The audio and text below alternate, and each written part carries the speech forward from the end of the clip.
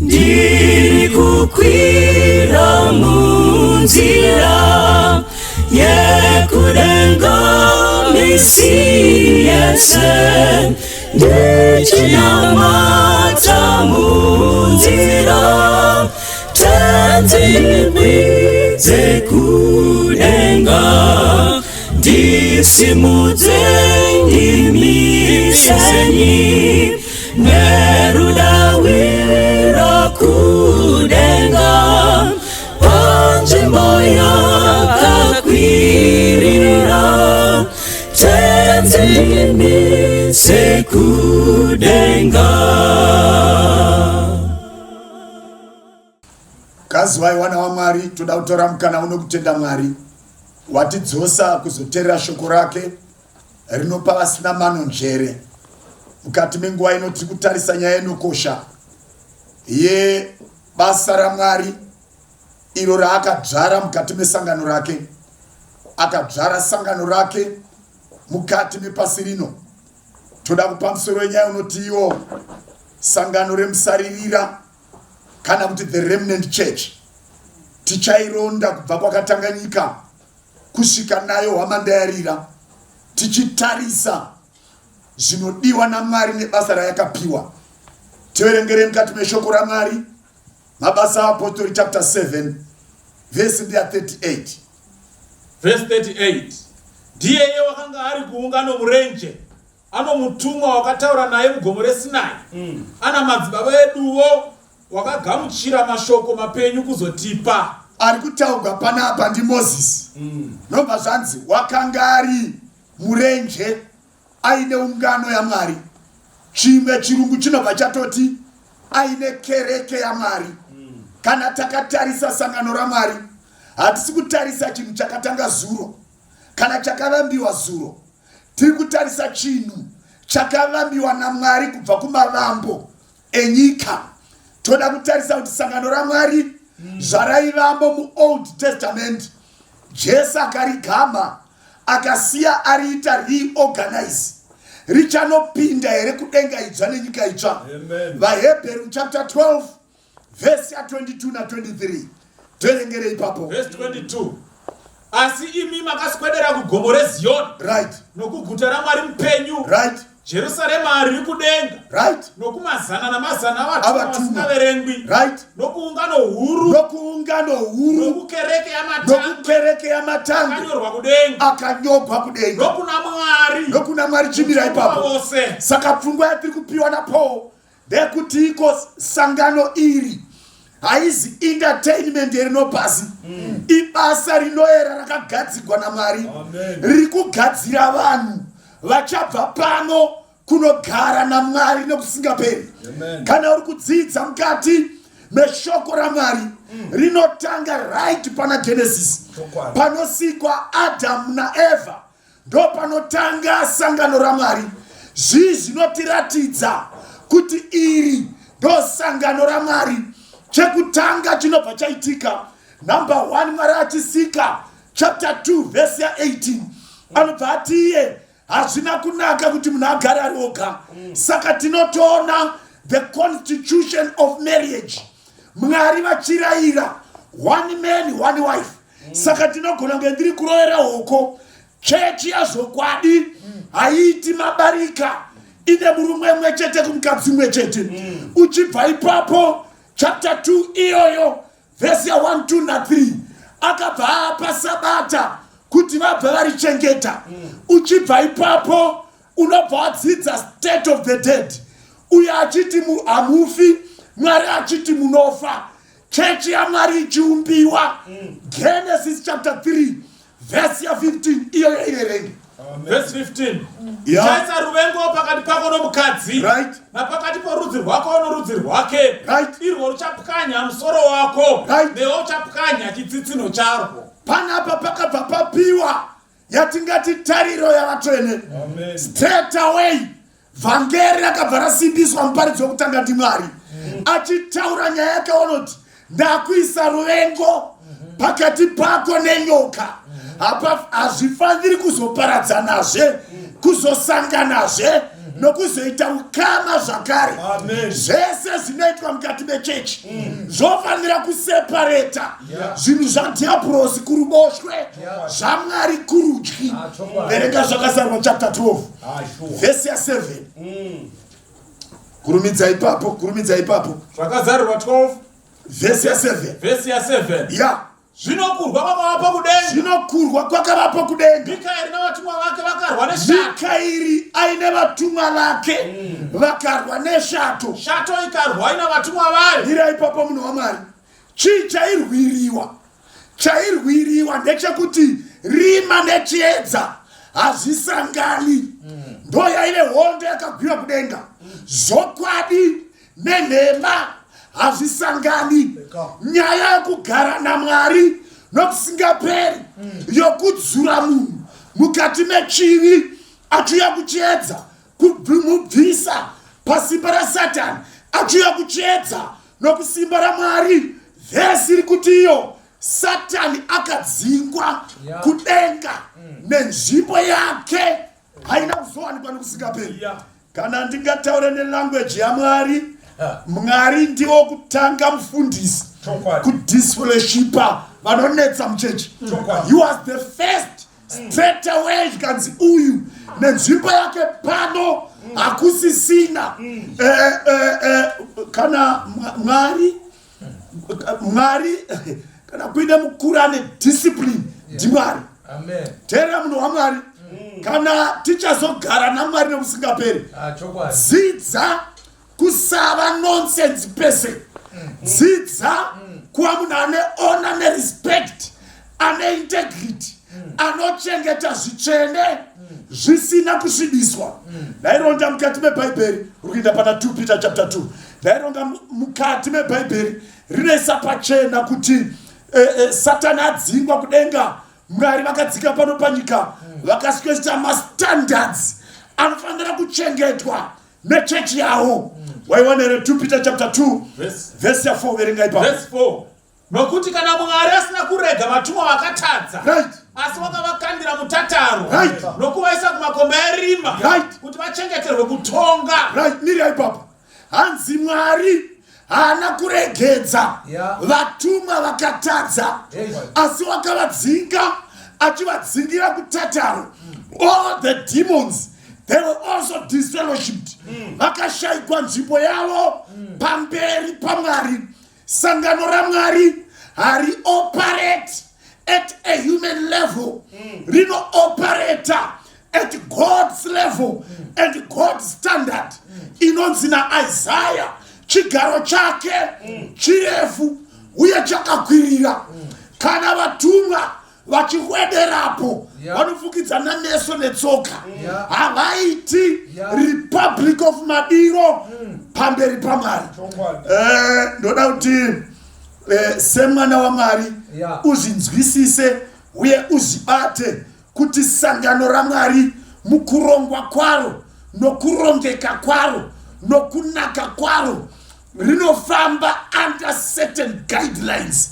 Nemhaka yekuti mission yacho sekutsanangurwa kwaichaitwa ndeyekudzura vanhu pamaoko adhiabhurosi vachiiswa kuchiedza.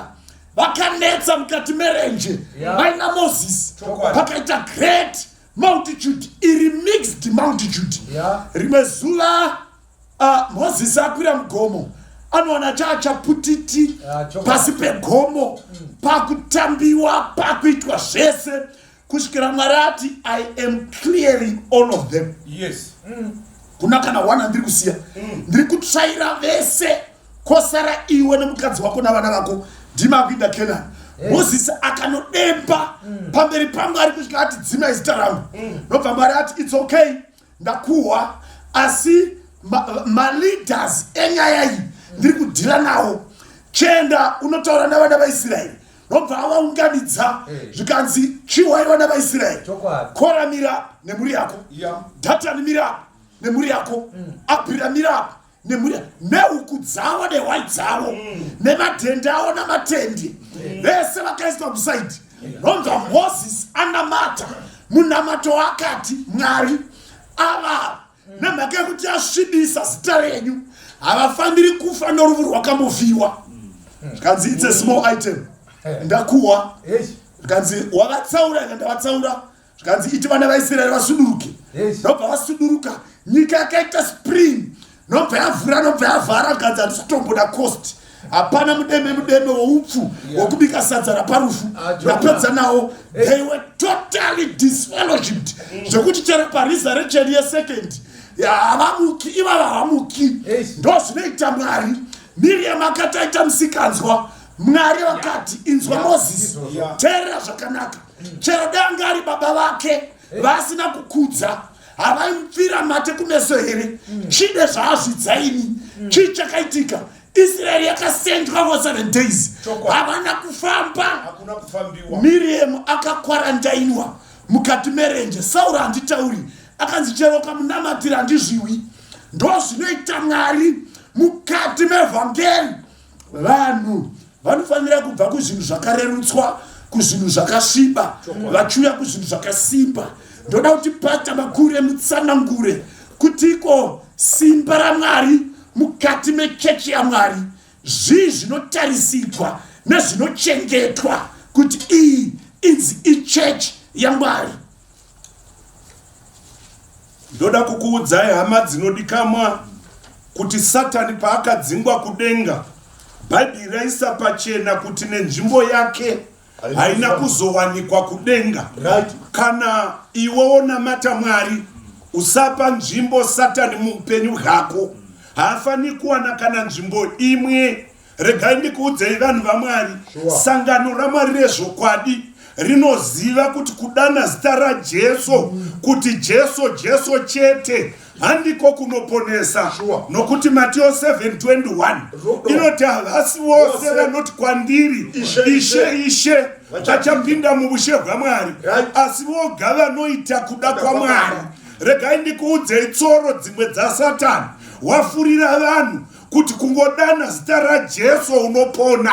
Hatiponeswi nezita chete, tinoponeswa nokuita kuda kwaMwari. Todana zita raMwari watinoteerera. Regai munzwe zvinoita Mateo 7:26. Verenga munhu waMwari. Verse 26. Mumwe nomumwe unonzwa mashoko anga akasaita unofananidzwa nomurume benzi wakavaka imba yake pajecha, mvura ikanaya ikauya nomututu ikavhuvhuta ikarova imba iyo ikawa kwakava kukure pa24. Bhaibheri inotiro mumwe nomumwe unonzwa mashoko angu awa. Saka kunzwa mashoko akaparidzwa mumabhaibheri machechi arimo. Asi chinokosha kuita sezvinoreva Mwari. Kana ukanzwa shoko rikatiita mukadzi umwe ukaita vaviri, hausi muchechi yaMwari, yava offside. Panosimudzwa red card. Kana ukanzwa shoko richiti fodha mumhini haisvutwi, iwe ukasvuta red card. Kana Mwari akati chengeta Sabata, iwe ukatsvaka rimwe zuva, red card. Wabuda munhandare yokuponeswa. Kana Mwari akati bhabhatidzwa nokunyikwa kamwe, iwe ukatsvaka kusaswa naamwe mabhabhatidzo asimwe mushoko raMwari, ired card. Wabuda munhandare yokuponeswa. Verse 24. Naizvozvo mumwe nomumwe unonzwa mashoko angu akaita ungafananidzwa nomurume wakachenjera. Wakavaka yake paruware, mvura ikanaya, zhinji ikauya, mitutu ikavhuvhuta, yakarova imba iyi ikasawa, yakanga yakatewa paruware. Hameni vanhu vaMwari, tererai munzwa hama dzangu. Bhaibheri rinotiri vavaki, asi ziva pokuvakira. Vakira padombo. Dombo ndi Jesu Kristu, ndiye dombo ramakore. Bhaibheri rinoti kana ukanzwa shoko ukaita sokureva kweshoko, wavakira padombo. Nokuti dombo ndi Jesu Kristu. Kana ukanzwa shoko ukasaita sokureva kweshoko, wavakira pajecha. Kende chapter 2 saiverenga. Verse 7. Ngatiite munhu nomufananidzo wedu. Chapter 2 verse 7. Jehovha Mwari akaumba munhu neguruva rejecha. Kana ukavakira pajecha, wavakira kutenda pamunhu. Vakira padombo. Dombo ndi Jesu Kristu. inzwa kuti Mwari une chechi yake, Jesu Kristu une chechi yake yaanoda. Pana vaEfeso chapter 5 take up a verse 23. Nokuti murume musoro womukadzi, murume musoro womukadzi, Kristu musoro wekereke. Waiwaka hana kuti dzikereke, Kristu musoro wechechi, hasi musoro wemachechi ose, une chechi yake one. Kwaino murume musoro womukadzi, saKristu musoro wekereke. Saka uchiwa pana gene, Mwari achiti kuna Adamu, munyika musina vanhu, ndakuitira mubatsiri kwete vabatsiri. Adamu wakapuwa mukadzi umwe, zvaiprofita kuti Mwari une kereke imwe, umwe wacho ndiwe kana wateerera shoko raMwari, umwe wacho ndiwevo kana waita kuda kwaMwari. Verenga munhu waMwari dzikanai. Mponesi ndi Jesu. Asi kereke sezvairi pasi paKristu, vakadzi ngavadaro pazvinhu zvose kuvarume vavo. Kereke sezvairi pasi paKristu, kukai kereke sezvairi pasi paKristu, vakadzi ngavadaro kuzvinhu zvose kuvarume vavo. Mwari waimutsa godo rokuti godo rino murume pamusoro pomukadzi wake, ndo godo rina Kristu pamusoro pekereke yake. Hakuna murume murombo unoda kuti pitikoti itengwe nafata. Hakuna murume murombo unoda kuti mukadzi wake atengerwe nyangwe matomi nadhiraivha wokwaZupuko. Hakuna zvakadaro. Murume umwe noumwe unoda kutengera wake. Hama dzangu dzinodikama, tenda kuti upfekedzwe naKristu. Zvaunorarama zvinofanira kubva kuna Kristu, kwete kugomba. Ukaona zvaunorarama uchinamata zvisingabvi mubhaibheri, zvabva kugomba rinova Satani. Dzikanayo pazasi 25. Doaka. Imi varume. Doaka. Idai vakadzi venyu. Kristu zvakada kereke yake. Akazvipa kwayo. Kuti aite tsvene. Achinatsa nokushambidza kwemvura pashoko. Kuti azviisire pamberi pakereke inobwinya. Isina gwapa kana pakaunyana. Asi ive tsvene isina mhosva. Tanda paverse 32. Bhaibheri shoko raMwari ratirwa. Kwai kereke yaMwari, kwai Mwari kuti azviisire pamberi pake, kereke inobwinya, haleluya, ive tsvene isina mhosva, isina pakaunyana. Hapana pamuprofita kuti hapana vagona, asi paripabhatidzo varashika, pazuva varashika. YaMwari yakaainiwa neshoko raMwari. Shoko raMwari rinoaina pose pose, zvinopinda pamuromo nezvaunorarama ngazvibve mushoko raMwari. Kereke yaMwari kana yaita svina inogezeswa neshoko raMwari. That says the Lord. Vachaponeswa vanoita nomonomo, havawedzeri kana kutapudza, vanopinda pakareva shoko raMwari. Tega mukomana 32 verse 32. Chakavanzika chikuru asi ndinotaura zvaKristu. Wazviwa here? Kwai chakavanzika chokuti vakadzi ivai pasi pavarume. Chikuru ndiri kutaura zvaKristu nesangano. Godo rino murume kumukadzi wake, ndo godo rina Kristu pakereke yake. Akawana yava norumwe rubhabhatidzo, unoti ndairashai, ndaipa red card handiizivi. Mwari waka une godo pamusoro pomunhu waakasika. Isaiah 54 pavhesi ra5 ine mashoko makuru. Nokuti muiti wako ndiye murume wako, Jehovha wehondo ndiro zita rake. Tsvene waIsraeri. Kwachimira zvako inda kubuya pasa. Bhaibheri rinoti muiti wako ndiye murume wako. Jehovha wehondo ndo zita rake. Amen. Waire kuti murume wedu ndi Kristu. Isu tiri vakadzi vaKristu, tinofanira kuteerera murume wedu. Saka uchiwa vaKorinde chiti mweya vaprofita inozviisa pasi pavaprofita.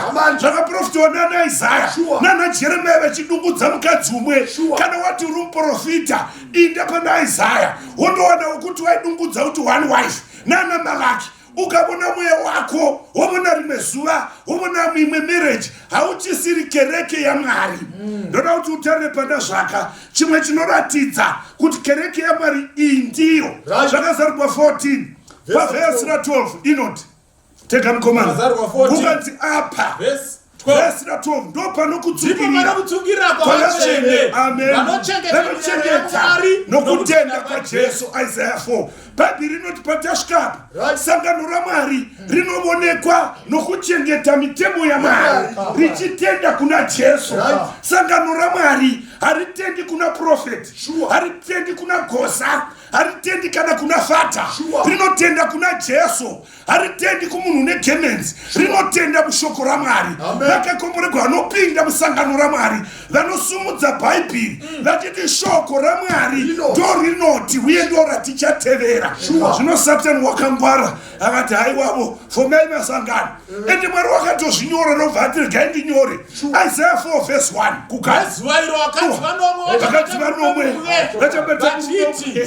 tichadya zvokudya zvedu tichafunga zvokudya zvedu hakangoda bedzi kudanwa nezita rako tati vakadzi vakamirira machechika vachati iwe tongoda kuti tidamwe nezita rako kuti rivakadzi vamakiwa tiri vakadzi vamakuvire chatongoda bvisa kunyadziswa asi zvokudya tingeza zvedu zvokupfeka tinopfeka zvedu zvinoreve zvokudya idzidziso mashuwa bhaibheri shoko raMwari rinoti machechi achati mitemo tichaita yedu zuva rokunamata tichapa redu rubhabhatidzo tichaita kwedu chatongoda kunzi maKristu bvisa kunyadziswa kwedu. Hama yangu inodikama Mwari une kereke yake kana Mwari une kereke yake tevera shoko raMwari kana waritevera iwe uchaponeswa pasamakiwa indamberi. Mwari une sangano rake rinoda kuti vanhu vose varizive vatevere vaponeswe. Amen. Tinopfeka zvedu. Yes. Siyana nesu. Eka. Isu tuda kungotisa nyare kuti hana mume. Pakaipa. Jesu anoti pakaipa kupfeka kwenyu kururama. Amen. Kristu ndiye anopfekedza vanhu kururama kwake. Ukaona wane kururama kwako ove nomwe murume. Inda pana muparidzi anoti madzimambo echipiri 5 chapter 5 timusoro eshoko maunzwa here. Yes. Sangano. Amen. Sangano raMwari. Verse 1 takapa 1 inoti kuti mukuru wehondo dzamambo weSiria waiva munhu mukuru kuna tenzi wake nomunhu waikudzwa nokuti Jehovha wakanga akundisa vaSiria naye uye waiva munhu wesimba noumhare asi wakanga ana maperembudzi. Zvino vaSiria vakanga vandorwa vakaita mapoka vakadzoka nomusikana muduku wakanga watapa kunyika yaIsraeri iye wakanga achibatira mukadzi waNama akati kuna tenzikadzi wake aishe wangu aiva kumprofita uri paSamaria ukadai akavaporesa pamaperembudzi ake. Zvino mbomira zvako. Amen. Karungano kanotaurwa kemurume akanga ari mukuru achihliwa achihlisa anga ari mutungamiri wehondo tikutaura general anonzi anga akunda hondo dzakawanda. Hapana hondo yaitungamirira achikomanda vanhu vakadzoka vachikamira nekukundwa aizikamwa kustrategize hondo but the Bible says asi angaiva nevaperembudzi kana pane chinhu chinonzi berembudzi ndicho chitema variko vatungamiriri emasangano vanofamba vakagadiwa vanofamba nevarume vanenge vachitarisa sekunge ndepresident vane mukurumbira asi vane maperembudzi. Chikonzero chiripo paperembudzi zvoreva kuchikora vanotyora mutemo waMwari maperembudzi. Shoko raMwari rinoti vakaenda kuhondo vakanotapa kamusikana kadoko ndokataugwa kakanzi iwe unoshanda kumba kwamai ndouchashanda mumba magenerali ndouchasuka ndiro nekuona kuti general vadla here. Soko rinoti musikana akaongorora pamusha akaona kuti panapa pakanaka but pane zvinhu zvisiri right zvimwe zvese no problem. Akaona ishe wake achikwenya akaona ishe wake achitaridza kuti ari kurwara musikana akaona kuti kwedu type iyi. Hallelujah. Akati type kwedu ari kungoti mani musikana akataura strategy yandada parapa anapotaura kuti handei kwedu handei munoona kwedu anoti kungoti kunokwa kusi kwedu. Vanhu vaMwari pane zvisiri zvedu Amen. Kungoti chete. Dai kuri kwedu. Right. Azviti. Kwedu azvitwe. Azvitwi. Hamukwenyi kana muri kwa Samaria. Amen.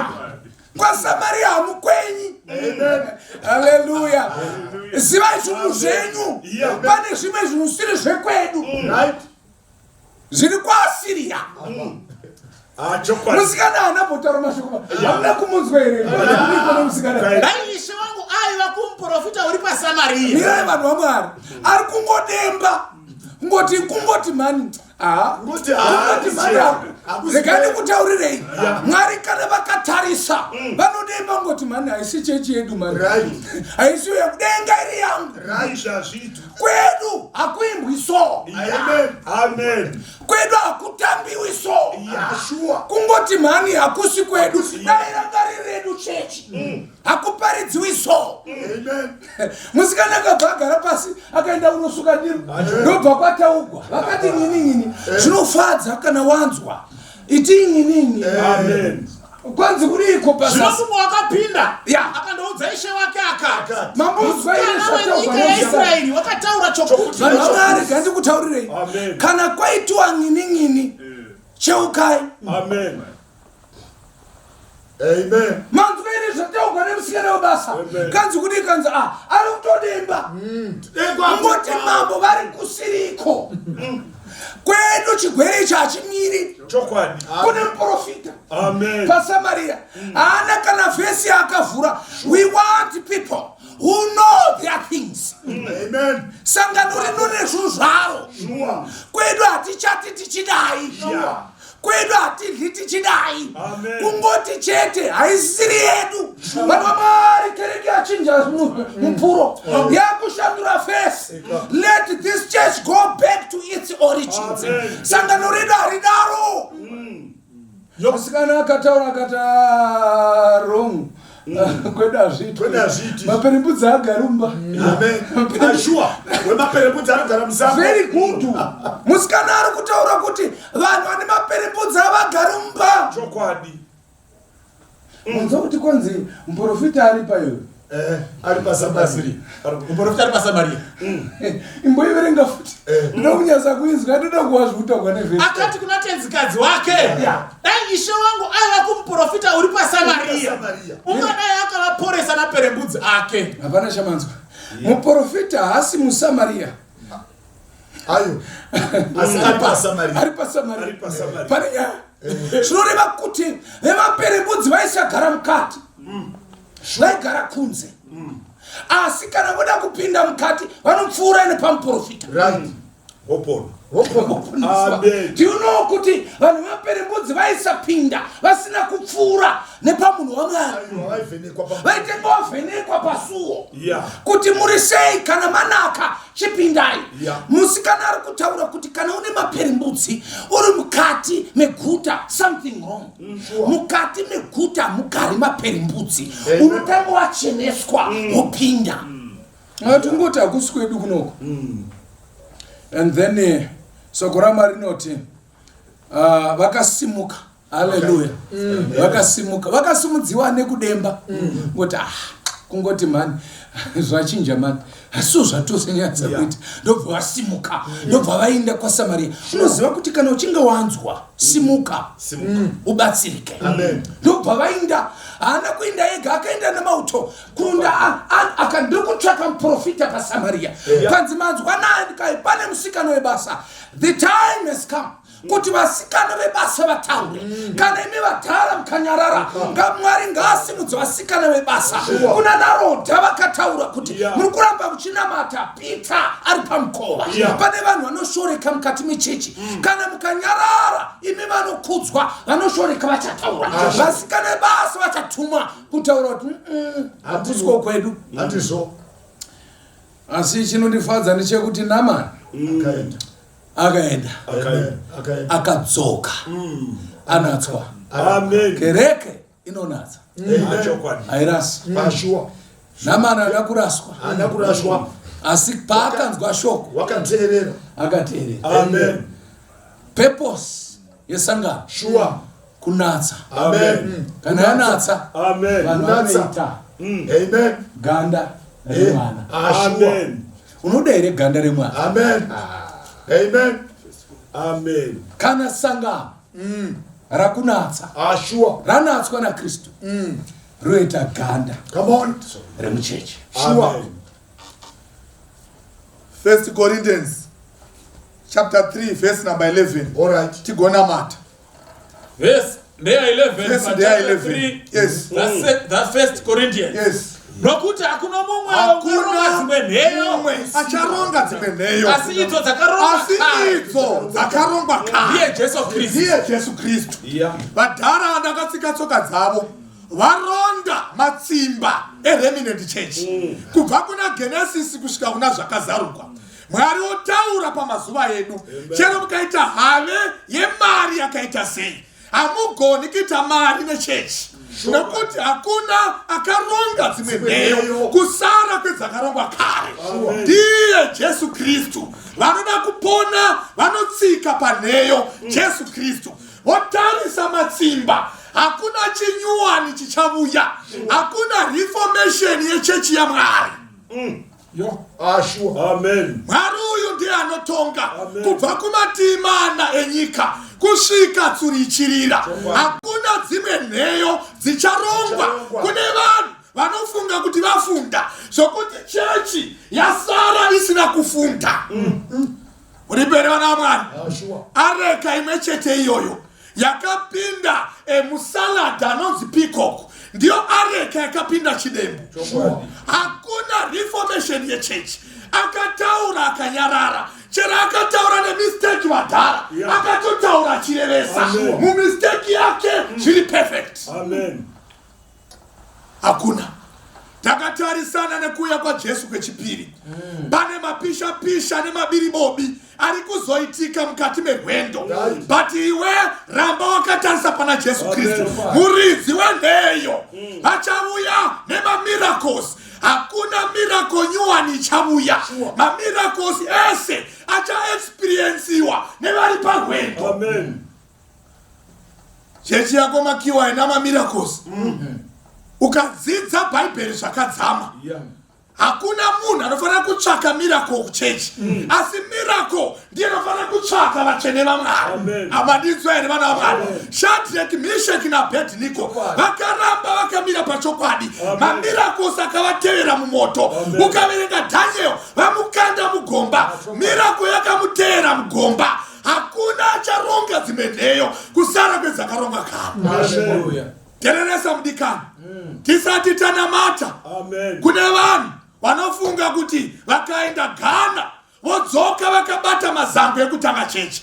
Chechi inakatanga ende chechi haina kuchinja. Kubva kuna Genesis vanhu ndo vari kufa asi inosara iripo nokusingaperi. Ine mukuru achauya kuzotora. Wambonyanya kupenyegwa zvakadini kudarika Pauro iwe? Wambonyanya iwewe kuexperience a miracle yakakura sei kudarika Daniel. Nokuti Daniel akakandiwa mugomba, shumba dzikaita mavegetarian. Asi achibuda mugomba hana kunanga kunotanga yake inonzi Lions Den Ministry. Akati hakuna acharonga dzimwe nheyo kusara kwedzakarongwa kare. Ndiye Jesu Kristu. Elijah achibva paMount Carmel hana kutanga yake inonzi Mount Carmel experience. Akati vakomana yakatanga nasekuru Adama. Ndiyo yoyo chero mamiracles akafashamira. Chero tikarembera pamamiracles hakuna acharonga dzimwe nheyo. Hallelujah. Nakudedza munhu waMwari. Chechi iripo kare yakagadzirwa naJesu. Chero ikaita semvemvere chechi. Iyoyo ndiyo chechi yaMwari. Rega ndikuudze mudikani, kana uchienda kwachienda mbuya kuHeadlands ukasvika pambare munhu waMwari, pane mabhazi aripo akawanda.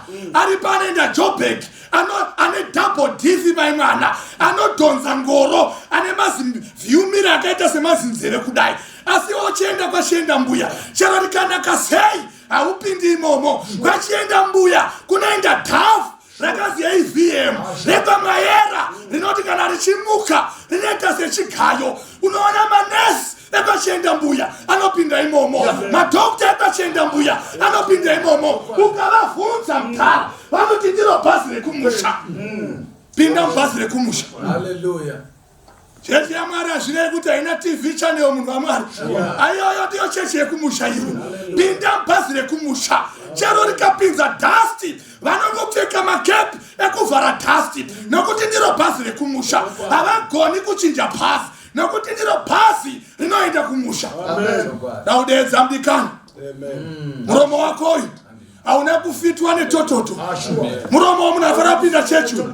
Uyu ndati munhu waMwari, ndati muromo wako hausi wemutoriro. Ndati mhuno dzako idzi hadzizokubudisa utsi hwemasigaretsi. Hauna chimini wemunhu waMwari. Uya kuchechi yaMwari. Dakukukokai. Vese vane matombo. Uyai kuchechi yaMwari. Hakuna umwe acharonga dzimwe nheyo kusara kwedzakarongwa kare. Zvikasinzi sangano iri rinofanira dzigwa nemukadzi. Chechi manyowa iripo. Yatakasiyirwa naMwari. Ndimo mune ndo makanyorwa prescription yenhamo dzedu dzose mukati meshoko raMwari. Hakuna acharonga dzimwe nheyo. Kusara pairongwa dzimwe. Eka. Pauro angada akaita Damascus. Damascus ministry. Akasangana naJesu. Topa akatoudzwa kuti ndakusharuka. Amen. Asi Jesu anoti chechi iripo pinda kuna Ananias. Ndiye achakunamatira. Ndiye achakudzidzisa. Ndiye achakubhabhatiza. Cornelio aitoumba make achinamata kuna Mwari. Ndiro zikatopindeka Cornelio. Denga rese rabvuma kunonamata iwe. Asi hatisi kuzokuudza. Chechi iriko kuna Peter. Hallelujah. Enda unodaidza Peter. Nevarume vakaramba kudaidza Peter. Denga raikona. Inzwa munhu waMwari. Zvakagadzwa naMwari zvichagara nokusingaperi. Haugoni kutanga silabhasi yako pazuva ranhasi. Nokuti zvinofanira kuti Adamu akamutswa oti ndoyekwedu. Noa akamutswa oti ndoyekwedu. Abrahama akamutswa oti ndiyo iyo. Kana Sara akamutswa oti vasikana ndodhoka yekwedu. Chero vana Joshua akamutswa vanoti ndoyekwedu. Chero David naIsaya vanoti iyi ndo chechi yekwedu. Usatange chiro chichanzi naPauro chiichocho. Usatange chiro chichanzi na Peter chiichocho. Tanga chinhu chichanzi ndoyekwedu kudenga. Peter muchechi yamatanwe yakatangwa naMwari. Usaisire marara. Usaisire marara. Inocheneswa nezita raJesu. Good news amadzinodikamwa dzandiri kuunza kwamuri. Johana achinyora pana 10:16 kukaina mamwe makwai ndinawo asati ari edanga rino. Asi ndichamakoka ose abuye mudanga rangu. Vachava boka rimwe nomufudzi umwe. Hama yangu Jesu unokuda. Kana uchiri mupenyu uya kuna Jesu. Uve mudanga rinoti hatina zvedu tinotevera shoko raMwari. Harini vhendi zvimwe rinongoti zvakatangwa nheyo dzakare ndokwatinopinda. Hatisi dzimwe hoko dzakarohegwa navaprofita mubhaibheri dzakarohegwa naJesu ndo dzatichatevera. Hama ruponeso guri pachena iyeyu pana mabasa 4:12 nokuti hakuna ruponeswa kuno umwe munhu. Hakuna rimwe zita rakapiwa pakati pavanhu pasi pedenga ratinosunungugwa naro. Hatisunungugwi nezita ramutobwe. Hatisunungugwi nezita raJoshua. Hatisunungugwi nezita rapristi. Hatisunungugwi nezita romuprofita. Zita rinosunungura nderaJesu. Hama yangu inodikamwa. Hero danga ravhugwa naJesu. Ndaisa sura rakazaruka kuti ani nani wapinda anoda awane upenyu usingaperi. Nyangwe ruponeso nokururama hatizvipfekedzi tinopfekedzwa. Nyangwe ukaverenga zvaka kana ichitaura vachapfeka nguvo chena. Nguvo chena inoreva kururama kwaKristu. Hairevi madhende. Inoreva kururama kwaKristu. Uchatipfekedza kururama kwake. Ndo vanhu vachaiva tsvene. Ndo vanhu vachabudirira kuramba vari mukati mesangano raMwari. Mwari akukomborera. Good news. Pinda musangano raMwari. Razarukwa. Jesu unoda kuti uve mwana wake. Ndakunamata noti pastor ndanga ndobuda. ndoda kugara mukati mesangano raMwari. Sure. Handidi kukunyeperai vanhu vaMwari. Amen. Taakusvika pamagumo. Amen. Zvioneso zvenguva zvakutaridza kuti Jesu wakudzoka. Amen. Shoko roti kana achinge akuuya achawana here kutenda pakati pedu. Ngatibatirire. Amen. Padzidziso yakare. Amen. Neyo yakateiwa pana Jesu. Sure. Old time religion. Amen. Mwimba noti give me all time religion. Sure. Kana mandipa, it was good for Silas. It was good for Paul and Daniel. It is also good for me. For me. Tipeiwo kuimba kwekare. Amen. Tipeiwo kunamata kwekare. Tipeiwo kupfeka kwekare. Tipeiwo kufamba kwekare. Nekuchata kwekare. Kutaura se church yekare. Church ino ndekare. Nekuti ndemukuru wekare. Tinogwa nemunhu wekare. Satana haasi mukomana. Is not a youth. Mutana wakudhara. Anotoda kereke yakatanga kare. Mukamunzira tukereke machepa anoda ine mitsi yekuti kana akati iyo akanga akupinzwa nechechi kaJesu kanzi ndinamate ndikupe kaenda kupa zvinhu pane vanhu vanoda kupiwa zvinhu kana vakapiwa zvinhu vonamata. Jesu akati zvinhu zvaunoreva izvi zviri muruoko rwangu. He has got the whole world in his hands. Kanzi ako une zvara nokupa ute. Pane vanhu vanodziumbira kuti vake kuita project nevanhu vaMwari. Iwe muri kuti ndikunamatiswa. Iye ari kutoita mabhurera ake. Ari kuda kudya nevana. Dzokera pachinamato. Chinamato chakare. Kana vadzokerapo Mwari anouya achitora vake nokuti akaifira pamuchinjikwa. Denga rakazaruka kuti wewe neni tiponeswa. Pase chinhu yemuna mati. Vanhu vaMwari vadzokere kukereke yakare. Jehovha wakati gamuchira. Amen. Ngatinamatei muzita raBaba remwanakomana nemudzimu unoyera. Zvaitwa zvaringana Mwari. Shungu dzemwoyo wenyu. Nyika izive mavambo nekuguma. Pakatangira the remnant church yenyu. Satana akavhiringidza murwendo rweupenyu. For more than 2000 years. Satana achirwisa kereke yenyu. Jesu akauya akaidefenda. Nhasi uno tiri pano Mwari hatizivi kuti zvichazovei. Asi chatinoziva hamuna nhoroondo yedhifiti. Kubva kare nakare muri mukundi Mwari. As long church iri mumaoko menyu tinoziva tiri vakundi Mwari. Rangarirai mai avo, rangarirai baba.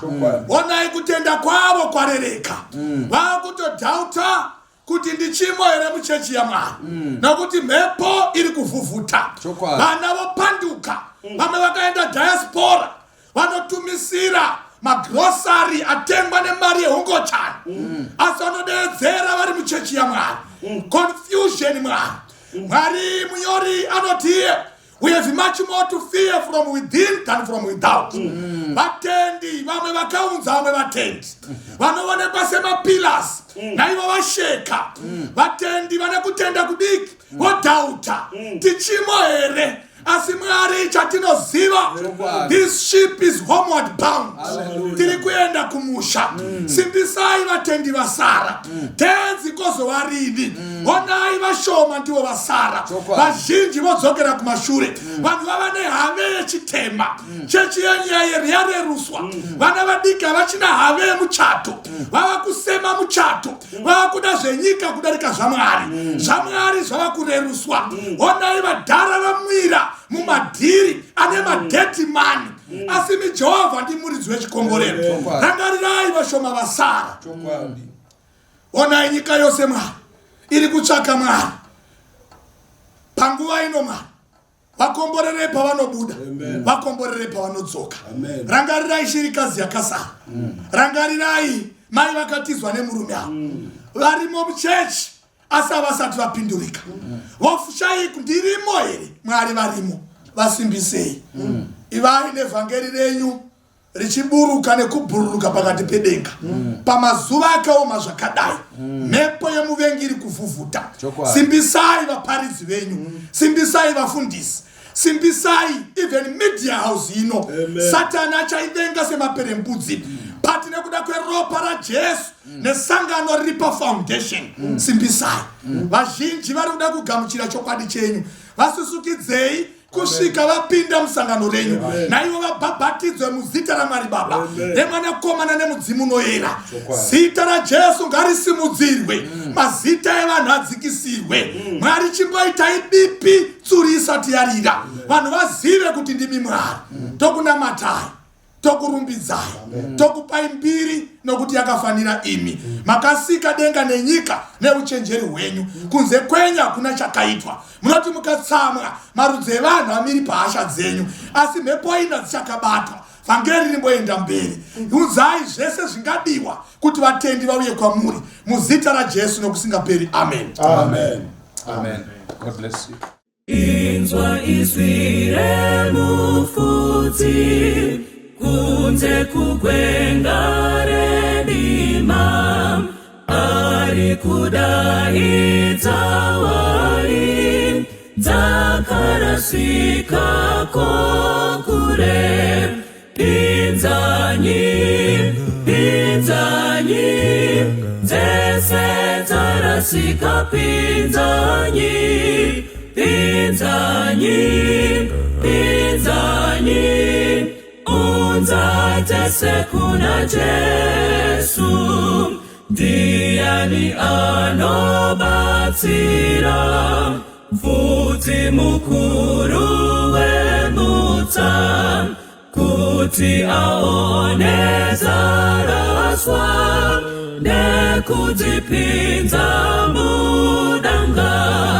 Pinzanyi, pinzanyi, dzese dzarasika pinzanyi, pinzanyi, pinzanyi, unza dzese kuna Jesu.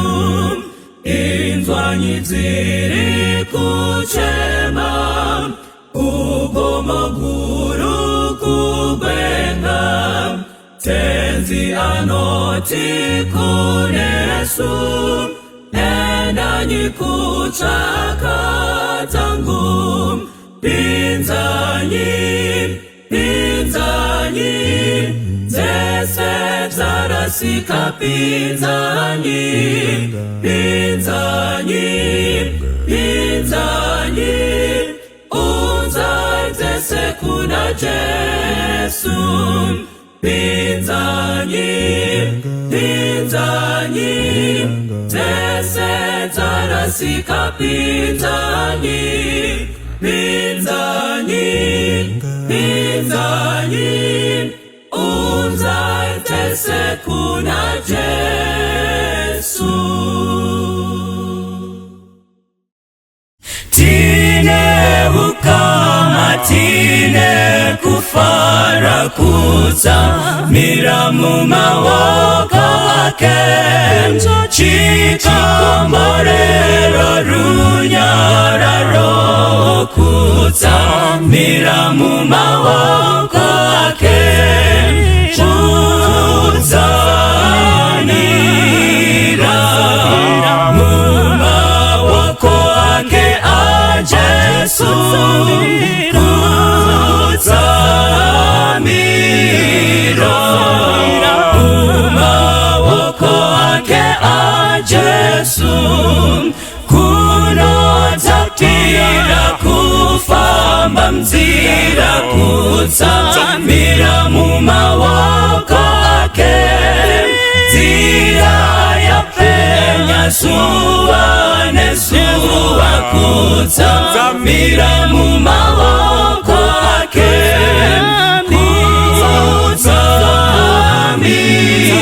Kudzanira mumaoko ake a Jesu, kudzanira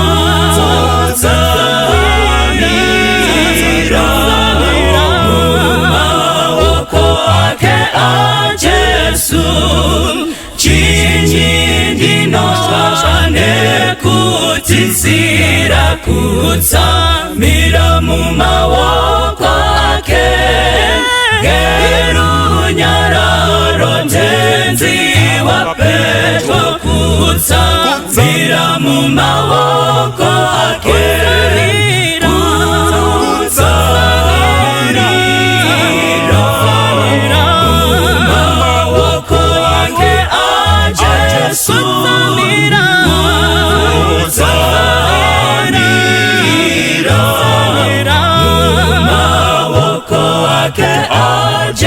Jesu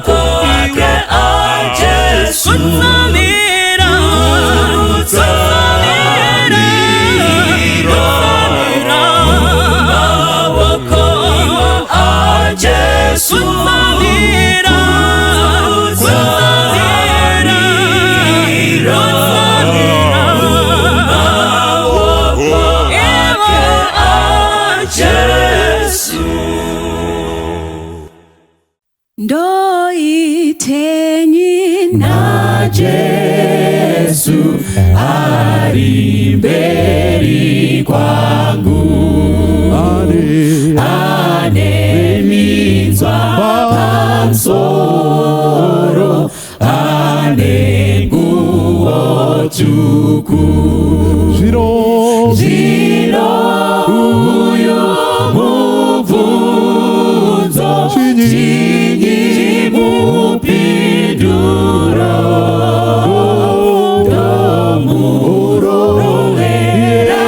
Jesu ndirege baraba, doregera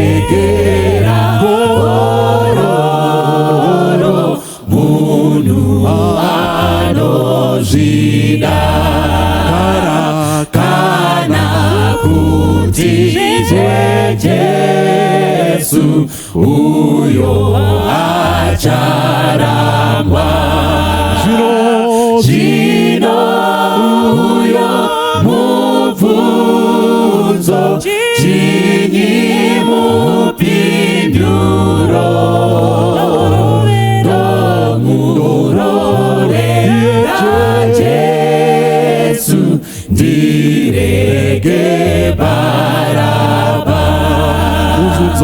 Mubvunzo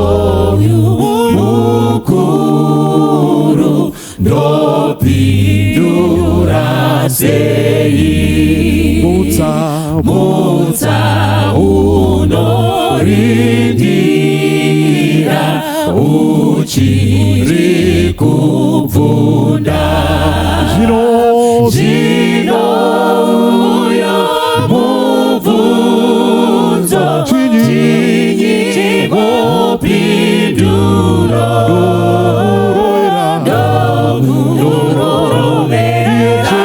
Jesu ndirege baraba,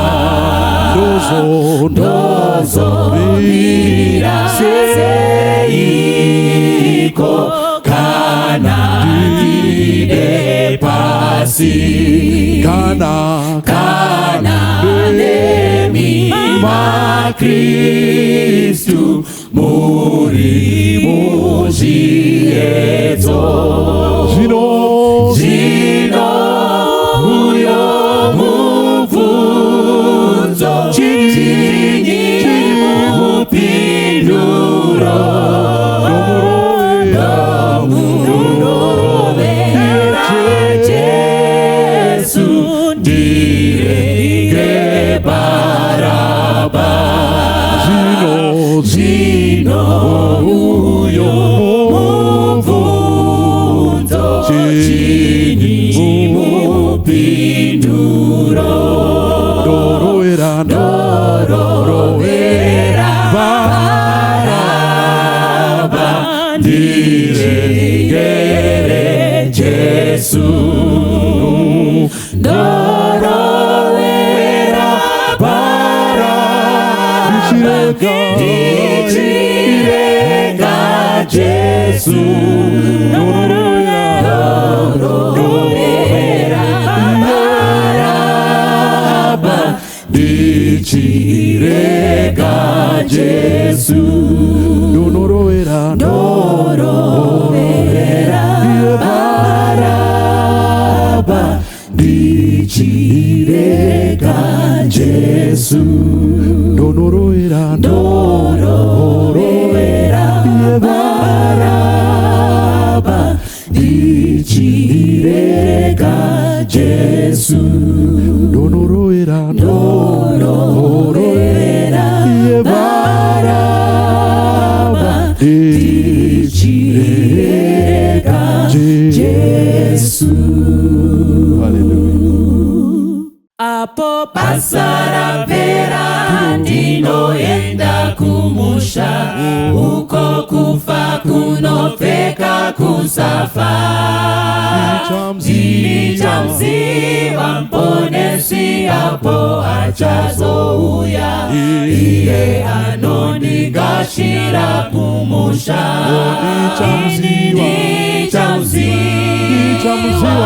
Nichamziva apo ndichazomira naye. Nichamziva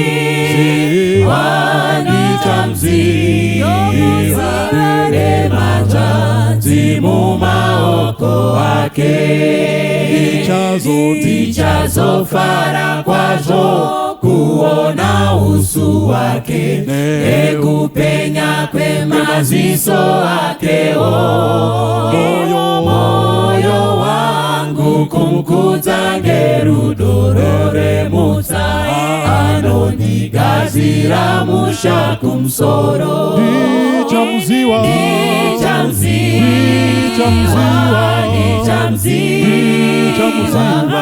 apo ndichazomira naye. Nichamziva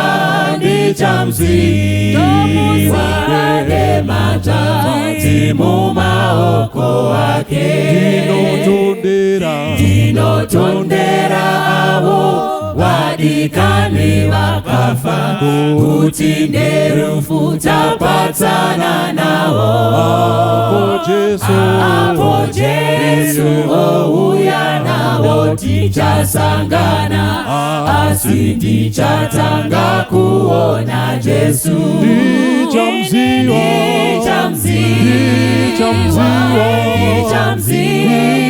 Nichamziva apo ndichazomira naye. Nichamziva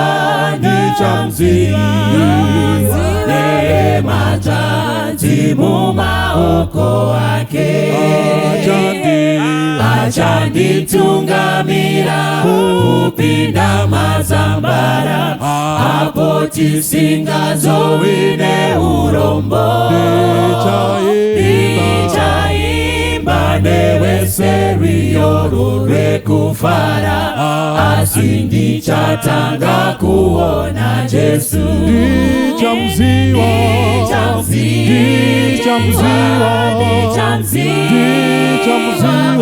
apo ndichazomira naye.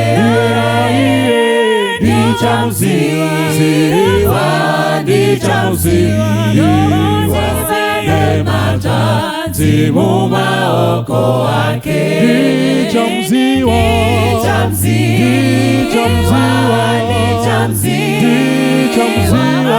apo ndichazomira naye. Nichamziva nematadzi mumaoko ake.